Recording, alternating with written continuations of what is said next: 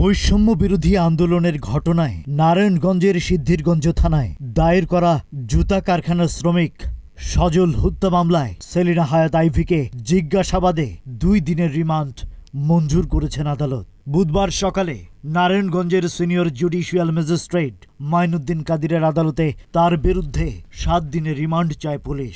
শুনানি শেষে আদালত 2 দিনের রিমান্ড মঞ্জুর করেন।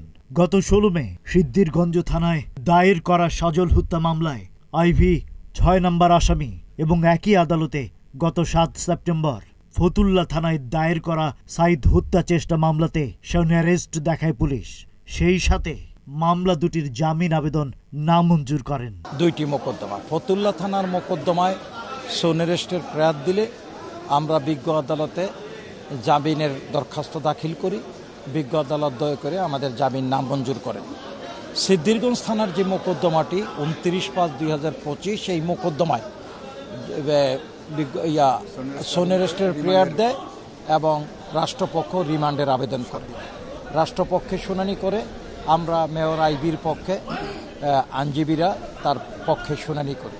শুনানি অন্তে বিজ্ঞ ম্যাজিস্ট্রেট জনাব Mainuddin Kadir chief judicial magistrate আদালত তার জামিনের আবেদন নামঞ্জুর করে এবং 2 দিনের রিমান্ড মঞ্জুর করেন। মহামান্য উচ্চ আদালতের নিয়ম অনুযায়ী রিমান্ড কার্যকর করার জন্য আদেশ প্রদান করেন। মামলার যে অবস্থান, আইনগত অবস্থান বিশ্লেষণ করেছি, আমরা বিজ্ঞ আদালতে উপস্থাপন করেছি যুক্তি সহকারে আইনানুগভাবে। প্রথমত আমরা বলছি মামলাটা দীর্ঘদিন বিলম্বে দায়ের করা হয়েছে, যেই বিলম্বের কারণে এই মামলার গ্রহণযোগ্যতার বিষয়ে আইনানুগভাবে প্রশ্নবিদ্ধ 154 ধারার উচ্চ আদালতের সিদ্ধান্ত অনুযায়ী।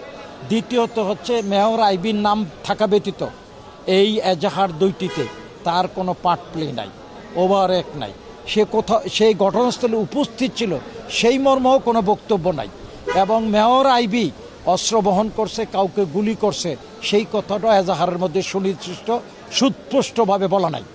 বাদী পক্ষের আইনজীবী আবু আলী ইউসুফ খান টিপু জানান, সিদ্ধিরগঞ্জের বৈষম্য বিরোধী আন্দোলনের সময় সজল হত্যা মামলায় আইভী হুকুমের আসামি। তাকে জিজ্ঞাসাবাদে চাঞ্চল্যকর তথ্য পাওয়া যাবে বলে আশা করছি।